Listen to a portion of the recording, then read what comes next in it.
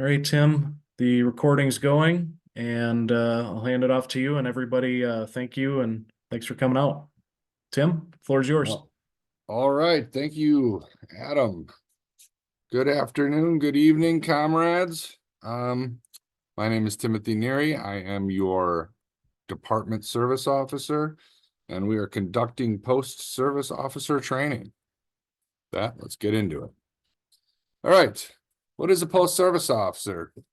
PSOs are local ambassadors of the Veterans of Foreign Wars. Okay. You guys are appointed. You guys know all of this already, so it's not something that I'm telling you that you don't already know. So,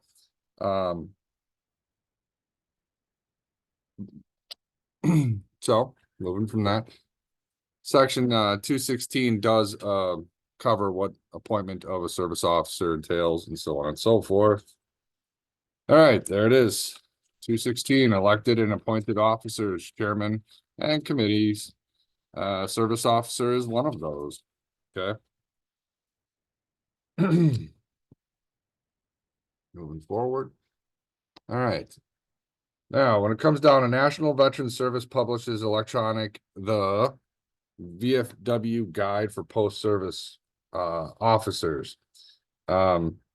Each department DSO or Department Service Officer will conduct these trainings by NVS guidelines so that we can get everybody on board and kind of functioning the same way for our all included mission. Okay. And the reason for training is to make sure everybody again is on the same page. All right. All right. Representation. So post-service officers are local advocates who assist veterans and their loved ones in navigating complicated benefit landscapes. Okay. They're a conduit and crucial to the programs and services that the VA and or the DSO, states, and other organizations can utilize to help get the message out for helping veterans and their family members. However, they are not legal or accredited representatives. So it's important to understand that. We'll get into that in a second, but the one thing I'd like to relay specifically is acronym I came up for basically how post-service officers should think about what they're doing specifically. It's called CIR or SIR, and it's comfort or care, inform, and refer.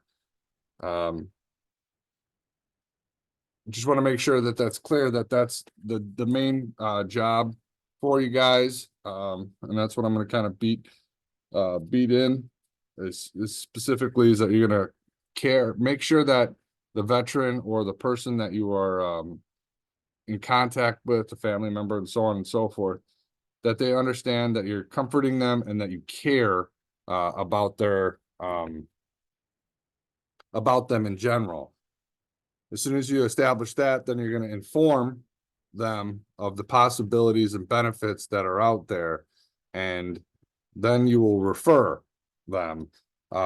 Hopefully, by you doing that, you're going to do the best that you can to make sure that they can navigate this to be a little bit more clear for what they're looking for and what directions they need to go. Okay.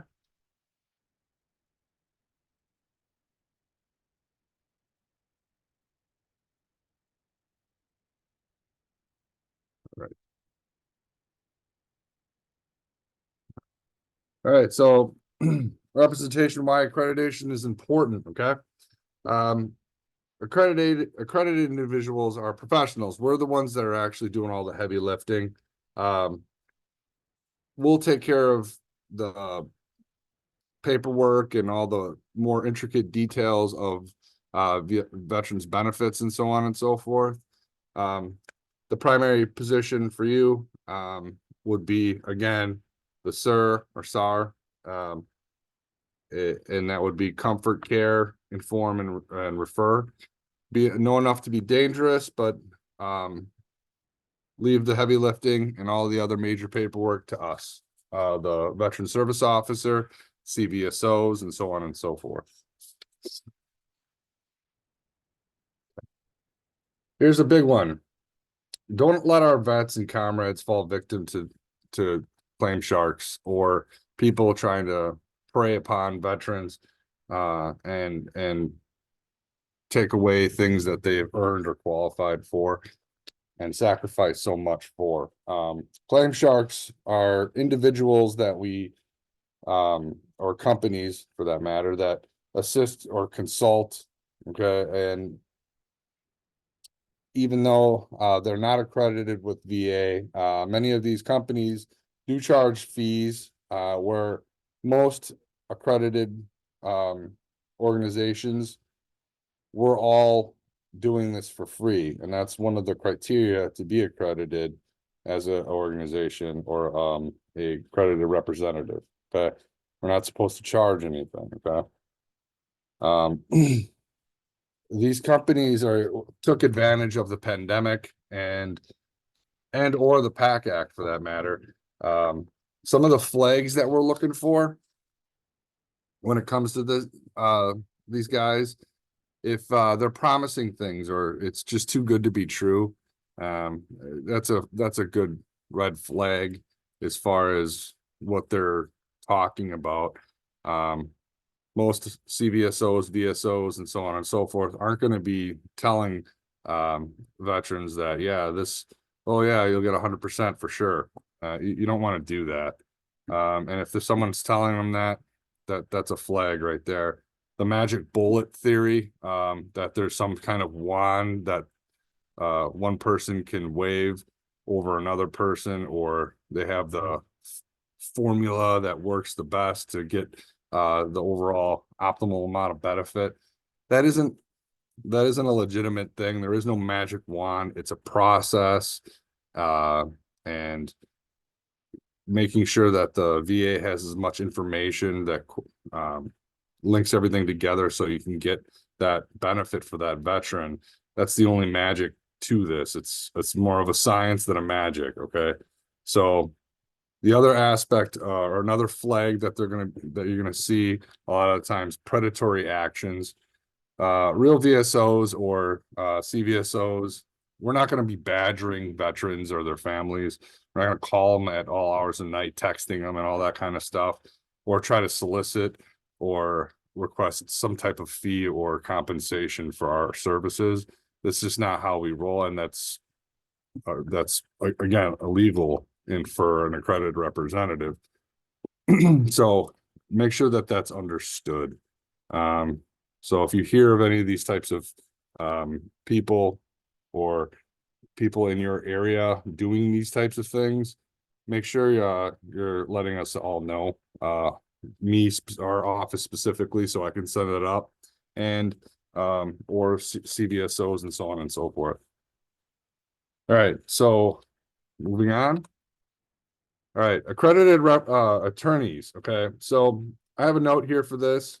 This is something that the vet or both parties, the attorney and the veteran, are going to be well aware of, but make sure you're verifying that these guys are legit. But for the most part, you would know who and what or people that are operating in your areas if they are accredited attorneys and so on and so forth.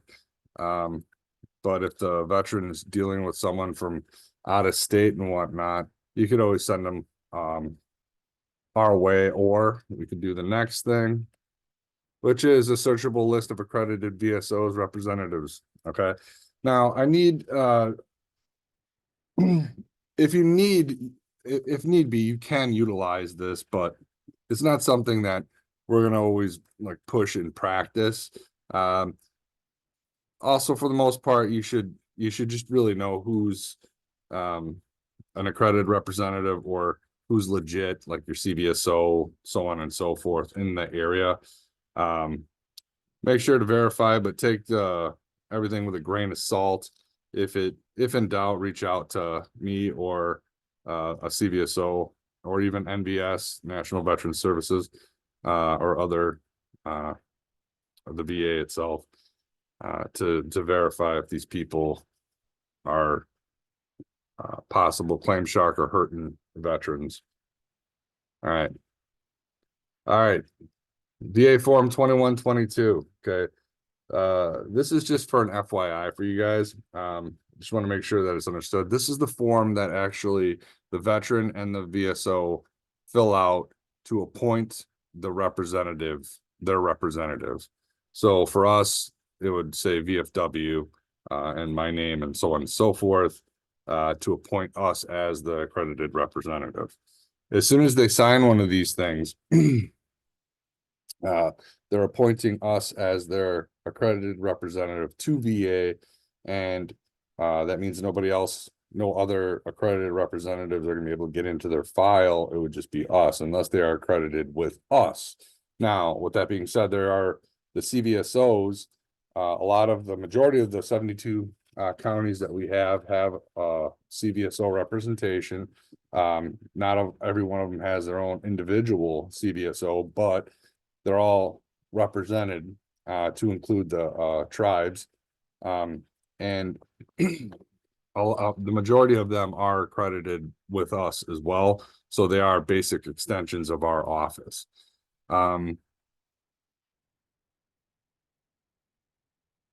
So again, now when it comes down with the 2122, other things to consider: one, no compensation. We can't request for fees or anything of that nature. That's not something that you want to let them know, or at all. No money should be exchanged at all, from my perspective, your perspective, and anyone else for that matter.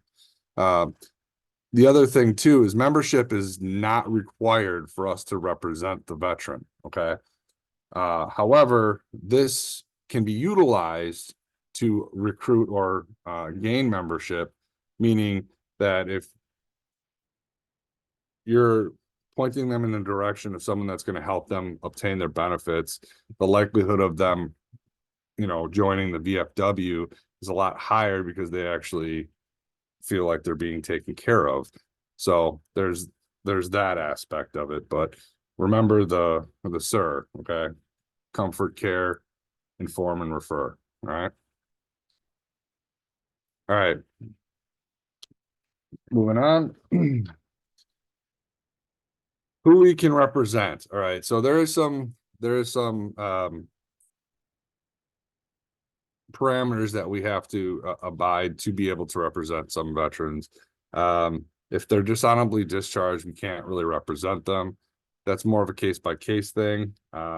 We'll deal with that at that time, or at a case by case situation. If a vet has any kind of issues or something, just send it to us, and we'll make the decision on whether or not we can help them and explain it to them in some way, shape, or form. So it's not, you don't look like a bad guy. Also, know enough on how to fill these out, but don't fill them out for the veteran, or deal with them at all. Just understand that this is the form utilized to appoint us as the representative. Make sure that that's understood. Okay, moving on. Confidential records. This is the PII issue. Just, I would not at all deal with this. However, if you do have a veteran that is in need of a lot more in-depth assistance, and you're willing to do that, and they're willing to sign a form to give you third-party right to look into stuff for them, that would be the 21-0845. Okay. It's the veteran signs it, disclose, all this means is you can contact the VA on the veteran's behalf. And it'll ask you a security question, and then it'll be able to give you updates and information. Now, it's not, you're not accredited to do this. This is no different than if the veteran's spouse wanted to do it. It's just so that the VA is has permission to give a third party that has been designated by this form in more information that could be considered sensitive. All right. So that being said, moving on. All right. So procedures of submitting claims to the DSO. All right. Basically, all of this information on these slides is very critical for me to go deeper into, but the best practice for you on this is make sure that you're informing these people that these benefits exist, what is needed, and the best route to go. Other than that, when it comes down to the paperwork and stuff, if they need some type of assistance or they have a question or something, and CVSO, me, or our office isn't available right away, and you know the form, you can help them with that, but don't take the form, don't try to submit it or any of that kind of stuff. Make sure that they're doing it. You can help them in a lot of ways. Like for instance, if they wanted to submit a intent to file on the VA website, and you know how to do it, and you can support them that way, but don't do it for them.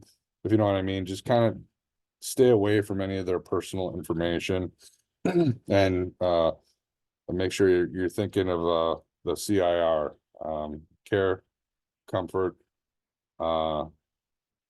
inform and refer. All right. All right, the role of the post-service officer. So again, CIR, making sure you're passing along information and giving them the right guidance of where they need to go, who they need to talk to specifically for what specific types of benefit that they're looking for. That's the primary job for, or this whole purpose for this training and everything else, as a post-service officer. Okay, moving on.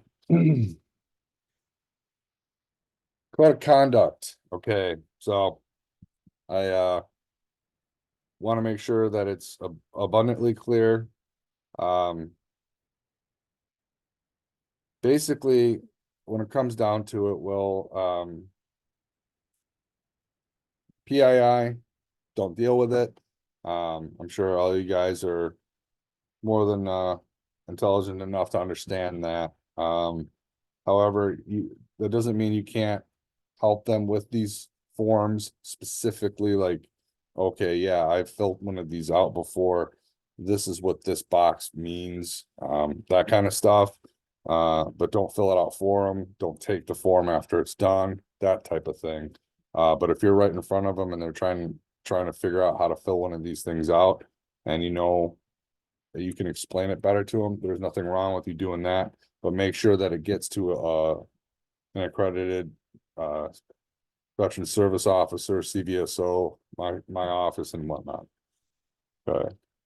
Next, of the conduct. Make sure to help, but don't hold any info at all. All right.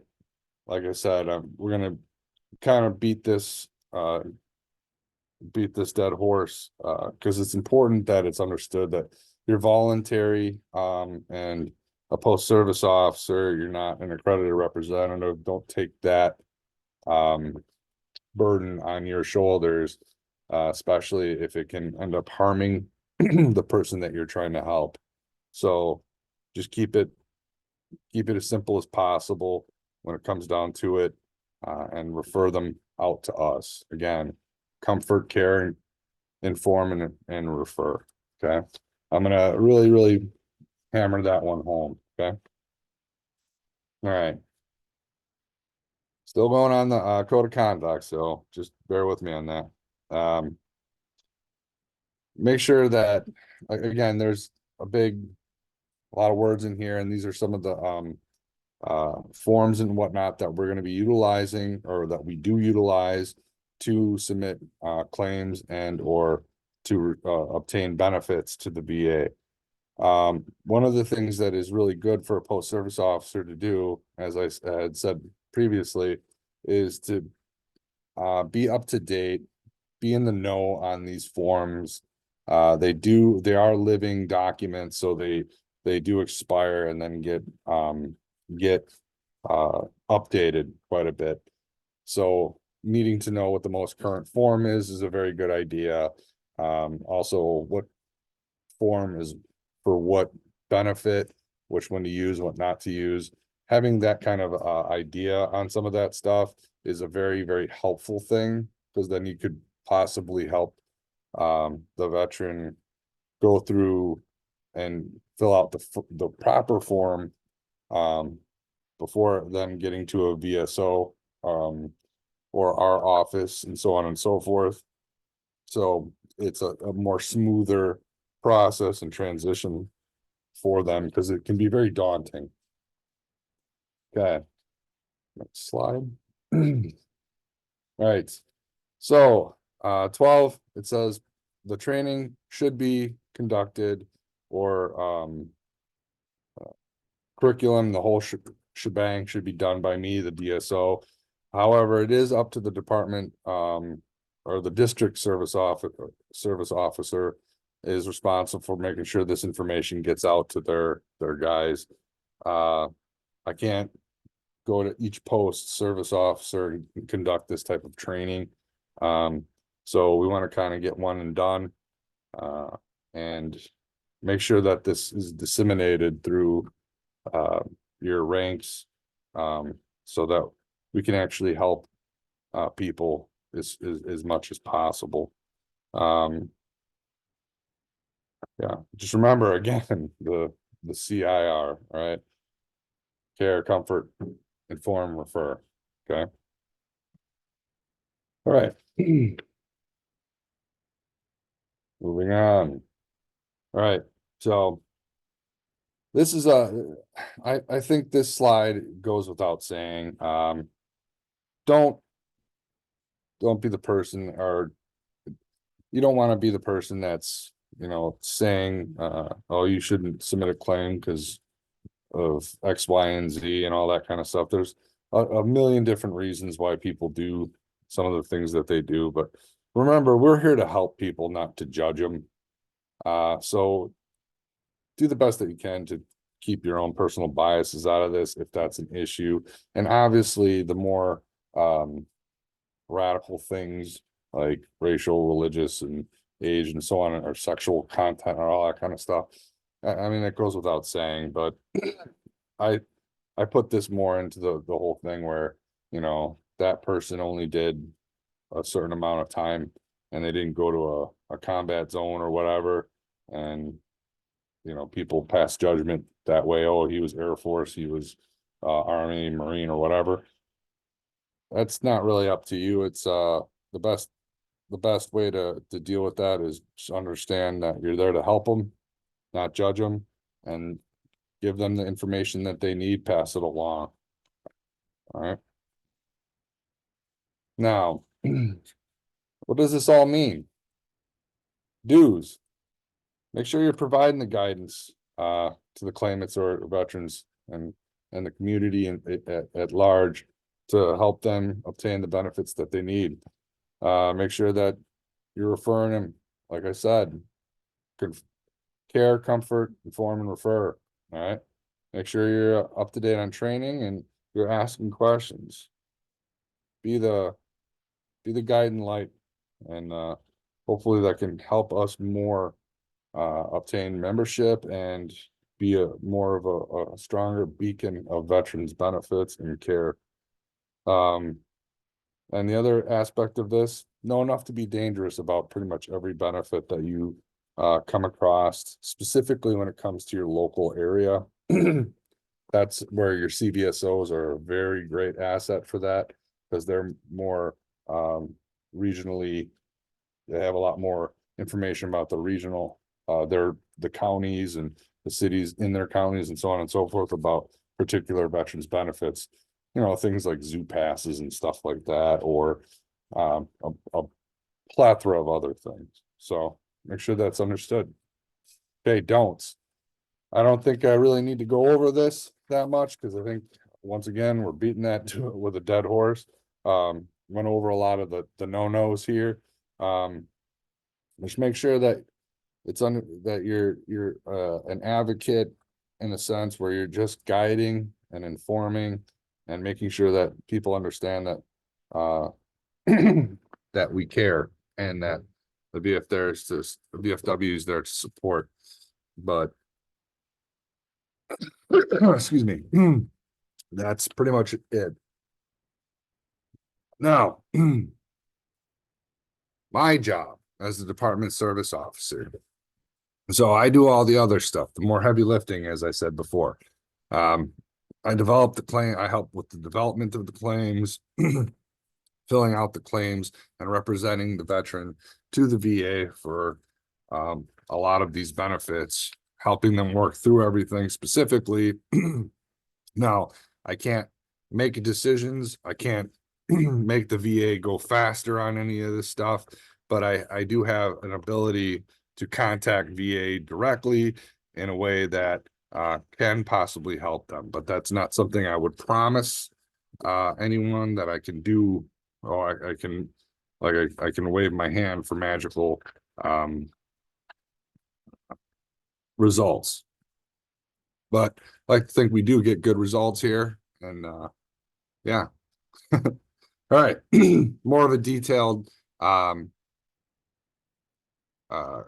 of what the difference is between what I do and what a post-service officer can do. It's mostly regarding the PII, the paperwork, the more detailed and sensitive information. So again, you can do pretty much all of the fun stuff where you're, basically having a beer with the vet, talking through benefits, or talking through service, the whole war story thing. And then you can always break it down for them. Oh, hey, yeah, so I heard that when you were saying that you were in Vietnam, did you ever you know anything about the Agent Orange aspect of things? And then you can say, it's not Agent Orange that you're claiming, it's conditions that are presumably related to exposure to Agent Orange. And then you can actually help them and guide them a little bit better into going the right direction, getting what they're looking for and what they need. All right. Benefits and resources. All right. So there are other aspects of things like the National Home for Children. I did get a gig on saying that the National Home was closer to northern Wisconsin. I was under the impression it's in Michigan. So if this it is an asset, it is a resource. If available, utilize that resource. However, make sure you're utilizing all resources available to you in the state. So we'll just kind of go on from there. It's a good FYI and good to know. There is the website or web link for that things that it can offer. All right. Next thing is VFW benefits. Right, unmet needs. That's an emergency assistance program. There's a state one, and then there is also the NVS or National VFW unmet needs programs. If someone is in dire need and assistance for some financial thing, that's a good resource to go to. Bruce Sorensen is the unmet needs coordinator for Wisconsin. I utilize him quite a bit. Very good at what he does, very thorough, and a lot of people we can help with that. All right, the other things too is the Sports Clip Help a Hero Scholarship and other scholarships. The Voice of Democracy and Patriots Pen are available, and these are things that the VFW is doing for the community. And it's a good thing to make sure that you're telling your veterans and or out there in your community to let them know that these things exist as well, because you want to be more community oriented, and having that information available is a really good idea, and it does help a lot of people get more interested in VFW in general. All right, moving on to the the VA benefits things, the things that I'm more in, the things that I actually do specifically when it comes to this. All right, the benefits from the VA, compensation, pension are both monetary benefits. We'll get into that a little bit later.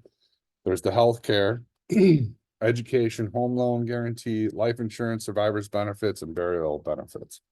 All right, there's a fact sheet, web link right there that can go into more detail for these, but I am going to kind of briefly touch on a lot of what these things are and how we represent the veteran to them and or the beneficiary in general. So moving on with that. All right. Okay, so VA benefits and services. All right. Remember, the role of the post-service officer is to explain, help, guide, and the whole SAR or I'm sorry, SIR thing, comfort, care, inform, refer. My job is to make sure that we do the best that we can to obtain these benefits for these veterans and their family. It's the second bullet on this slide is very important because please don't promise veterans or their family members that they're going to get granted or any of those types of things, because it's important that they know that it's there and it's a possibility, but that we never know how it's going to all play out, because things can be not always falling in the favor. Note, this is a very complicated process. It's not black and white. Support, but don't. And when it comes to the whole promising things, you want to support the veteran and their family, or the client, but you don't want to put them in a box and say that you can only go for this or you can only go for that. You just want to let them know that these benefits are there, and that it's a possibility, for sure. Okay. Eligibility references. Here are some of the websites or links that you can utilize to get more informed on these particular programs. Utilize them. And this presentation will be available, as Adam said, later the next month, or well, tomorrow and in mid-March. All right, so getting to common VA benefits. Okay, the big one, service connection. Okay, this is where the service connection is the disability benefits, monetary benefit. And the way that it is established, there's a lot of ways that we can establish a service connected condition. Here are a lot of the most common ways. Is direct. That means something actually occurred in service that is still to this day the same basic thing, i.e. you blew out your knee in service and you're still having issues with that particular knee due to that blowout. That's a direct link. Secondary is your ankle's busted up because you blew out your knee.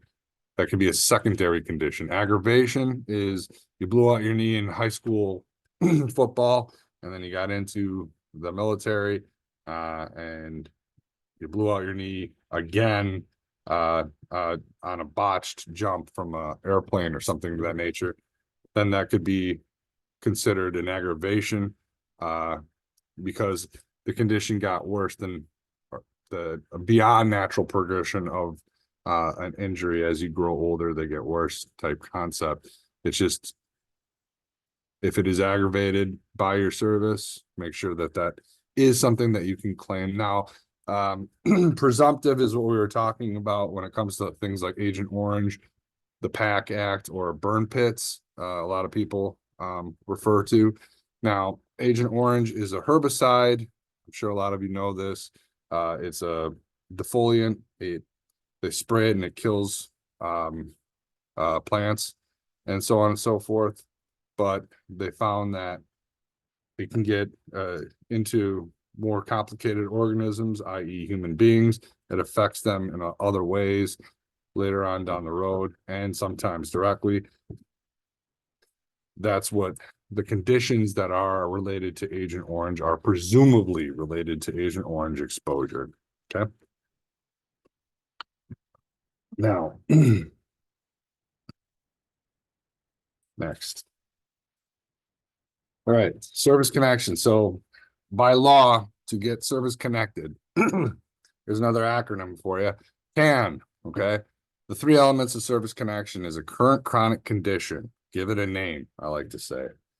The second aspect is an in-service occurrence of aggravation, injury, event, exposure, so on and so forth. Something had to have happened in service. Last but not least, the nexus, the medical link or the bridge between the current chronic condition and what happened in service with a 50% probability. Either way, that's what the common pen examinations are for. So they determine whether or not there's a nexus there and the severity of that particular condition. Now, moving on to the next one. So service connection, this slide is important too, because a lot of people, when they don't get service connected at a compensable amount, for instance, they don't get 10% and above, they don't think they're service connected or they got denied. No, if you're 0% service connected, you are still service connected, and that does provide health care and other benefits for you. Now, when it comes down to ranges of percentages, it always goes up in 10% increments. That's important to say because it's easier to calculate that in general. And it's just a little bit easier for people to make sense of it. However, when it comes down to combined evaluations, the next slide, that's what they consider the whole VA math. I could go over this slide and make it, and we can talk about that, but basically the bottom line, the reason for this is because they put it in 10% increments, monetary value. every condition that you get service connected for, they award that out of 100%. So if a condition is only 10% disabling out of 100% by the regulation that they had set forth, then you get a 10% service connection for it. But when you combine all of your conditions together, then it comes into a sliding scale and percentages and stuff. And that's where it gets a lot more complicated, otherwise known as VA math. So if someone comes up to you and says, or a veteran's like, hey man, they're only giving me 70%, but I calculated it up and I should be at least 150. Well, you can't be a 1.5 people. So it's a sliding scale when it comes to the combination of conditions or service connection. Okay. All right. Moving on. Non-service connected pension. Okay. You can't. All right. Other than what's on the slide here, real quick, this is for wartime veterans who have little to no income, can't work over the age of 65, to have an income supplement. You can't have this, you can't get this benefit and service connected benefits at the same time. This is, again, income based. So it's based upon how much money you have coming in and what you're paying out for medical expense and so on and so forth. Last asterisk I have on this one is a lot of people talk about aid in attendance. Aid in attendance itself is not a benefit.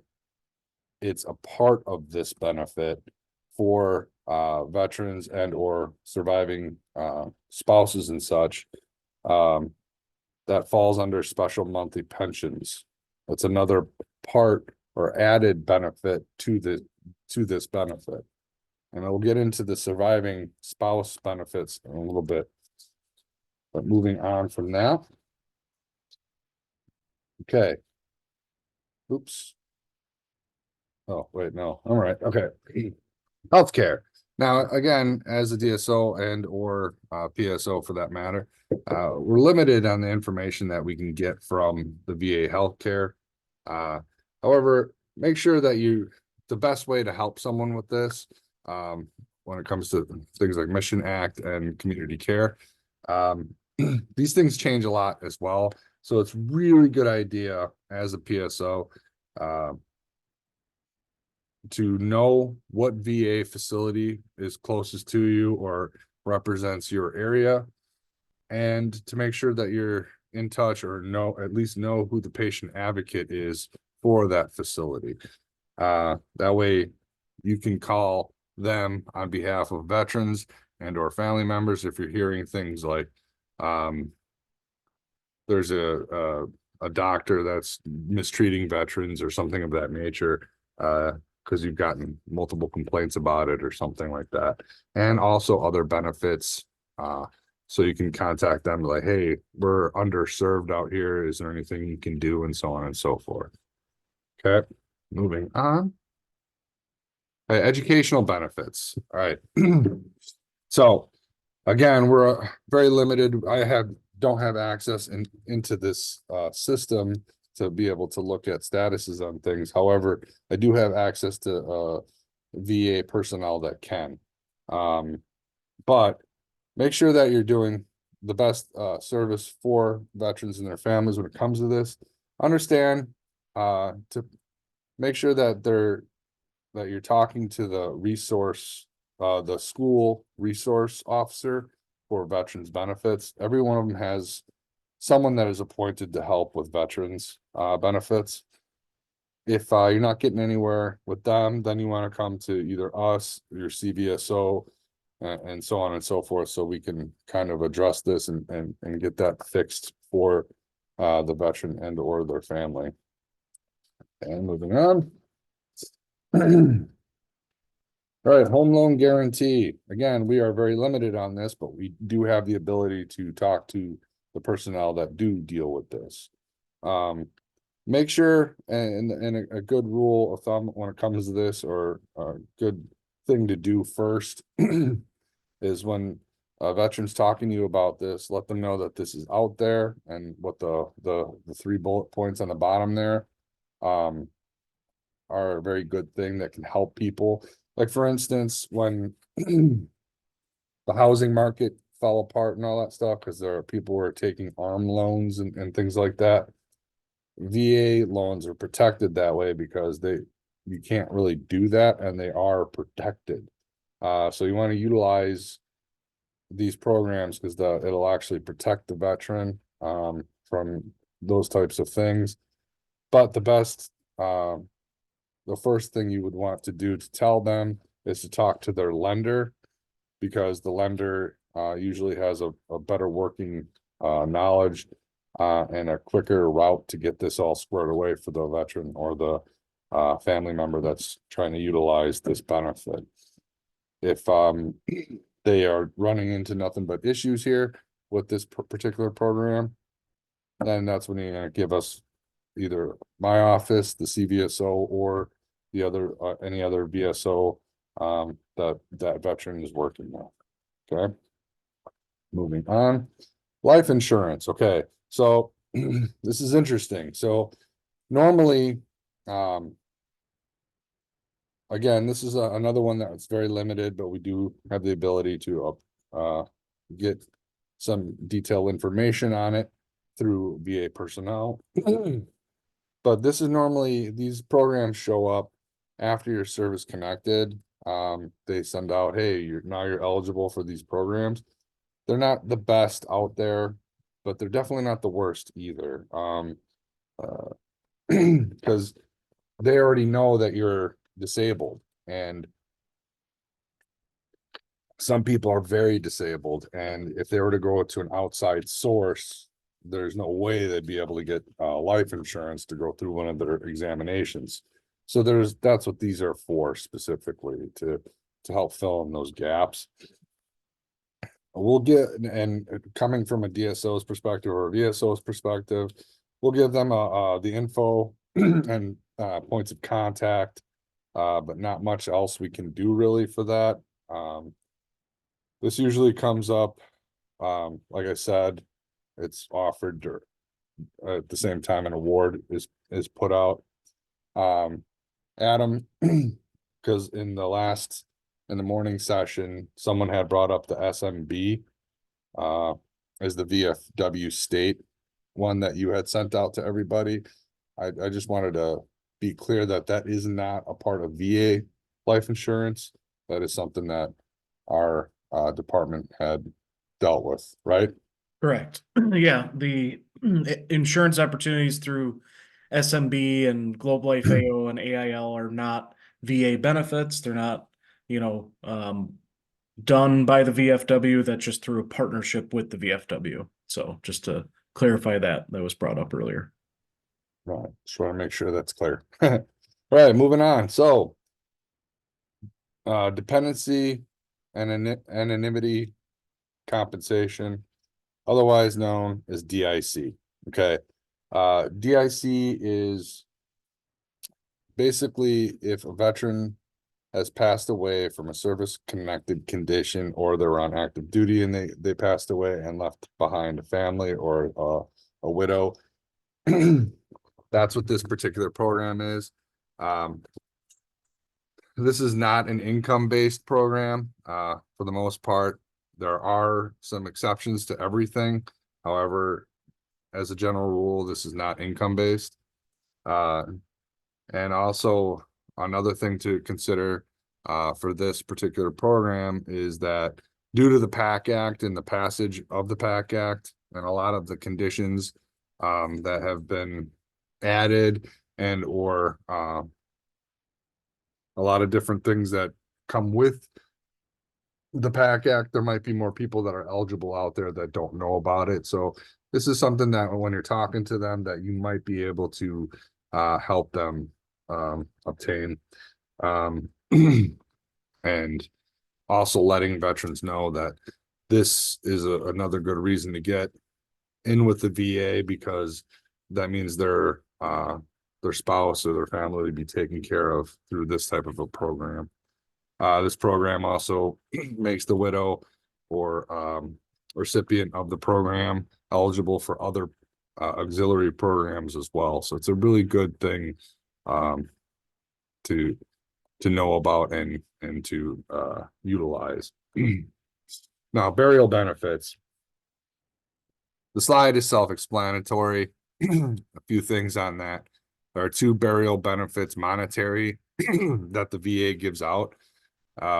One is non-service connected, one is service connected. So non-service connected is the amount that they'll give out for a veteran who is a non-service connected veteran that is receiving VA benefits, but they didn't die of a service connected condition. It's still something to help out. Service connected is a certain amount that the VA gives out for a veteran who did pass away from a service connected condition. Headstone markers and presidential memorial certificates. A lot of the times the nursing homes, or not nursing homes, the funeral homes and those caretakers are very well versed in these on how to do these things. So you want to utilize them as well. It's just good to know that for people who had been buried previously but never got these benefits, might be a nice thing, a gesture to help family get these things on their grave sites. All right. So the next slide is when it comes down to getting buried in a VA cemetery or national cemeteries, okay? This isn't something that you're usually going to be dealing with. However, it's good information if someone you do come across someone that is looking to do something of this nature or is already available for it. But the other thing to remember too is that there are state veteran cemeteries as well, that have a lot less, that isn't as difficult to get in there. And you're being buried in Wisconsin. Next slide on that. All right. The intent to file. Always make sure that when you're talking to one of your veterans or one of the people that you're assisting, that if they are going to be starting to go for benefits, that let them know, hey, you want to probably put an intent to file in. Okay. So basically let them know, hey, you're going to talk to this CVSO or you're going to talk to the DSO in Milwaukee.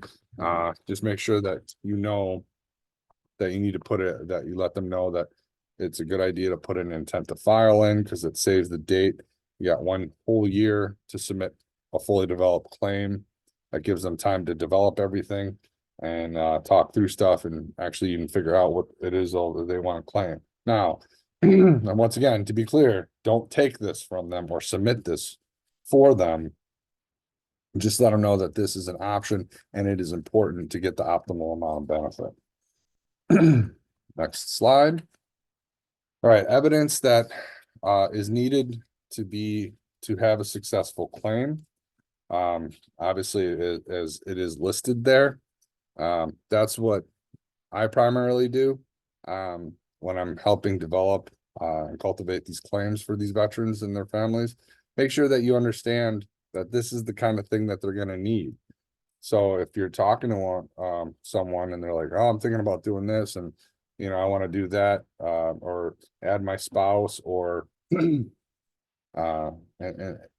so on and so forth. Make sure that they understand that these are some of the things that they're going to need to be successful with that, to make it go by as quick as you can. And so now the next slide here. All right. VA forms. Okay. This is the website for the most up-to-date VA forms from the VA itself. Now, once again, it's good to know what these forms are, and have an understanding of what they are and what they're for. However, again, you don't want to fill them out or help a veteran. You're not going to be writing it in for them or anything like that. Just know what it is that they are. For instance, like if someone's talking about submitting a claim for PTSD, let them know that that would be the 21-0781. And then know a little bit about it if you can, so you can help them through it. But again, we're not taking anything. That's leave that to us. More of the forms that would be utilized. So it's good working knowledge on that. Okay. Now, remember, we're almost done here, guys. Remember this, the mission, the SAR, or SIR, comfort or care for the veteran and person that you are helping. Inform and help guide them to the benefits. Refer. Make sure that you're referring them to the resources and the people that can help them obtain these benefits legally and responsibly and the best way possible. Here's my contact information. By all means, let me know. I put my direct email on there instead of the office email, so it's going to come directly to me. So it's a lot easier for you guys to get a hold of me. However, once again, I'm a busy guy, so give me time to respond, and hopefully I can help out as much as possible. I'm here to support and help out. All right. Questions? Anyone have any questions? And before we get into that, please let me know what you guys think and what you want or need in the future for us to help uh, for our combined mission to get get you guys the info that you need and to better help and serve the veterans that we're dealing with. Tim, it looks like Jim Yep, unmuted. and an oval. Yep, I was going to let you say it, not me. On compensation, the VA always rates you never goes over 80%. You may be receiving 100% benefits, but isn't it correct that they only go up to 80%? I'm sorry, what was the question again? I don't know. Did you get that? What was the question? I know I'm 100%, but I'm my rating is 80%, but I get 100% benefits. So my understanding is that the VA rating always stays at 80. Is that correct? No, no. Does go up to 100? Yes, it does go up to 100. A lot of the time, your situation might be that you're getting individual unemployability. I'm not gonna get too into the weeds for that, but it goes from 0 to 100, not 0 to 80. So Okay. that might be a specific situation, and we can talk more in depth about that because I don't want to put your business out to everyone else. Right. I'm not concerned about it because I'm at 100% anyway. So Right. But it was just a question. I heard that statement that the VA never likes to rate anybody at 100%. They always rate them at 80 and then give them 100%. No, that's definitely not true. Okay.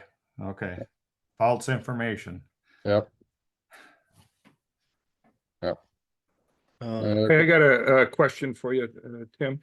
Could you explain maybe the flow from a post-service officer, maybe to a county veteran service officer, to a department service officer, to the VA? Is that how a lot of this happens? In other words, do claims usually come through a department service officer, either at the VFW or the Legion or DAV or Wisconsin Department of Veterans Affairs? Does it always go through that last step, the Department Service Officer, before it goes to the VA? Well, yeah, if you appoint one of these organizations as your accredited representative, it's going to go through that accredited office. The CVSOs are more of an extension of our office, so that because we obviously can't be in all over the state at the same time, and they can be more of a direct assistance to the veteran. It's I understand where you're coming from. It's the kill chain here. The post service officer is just another asset that can be utilized to get the information out to the community on a general basis. The CVSO can either directly submit to the VA or they go through an accredited representative. A lot of the times they do that so that there is the trail, so that there's more people looking at it to make sure that it is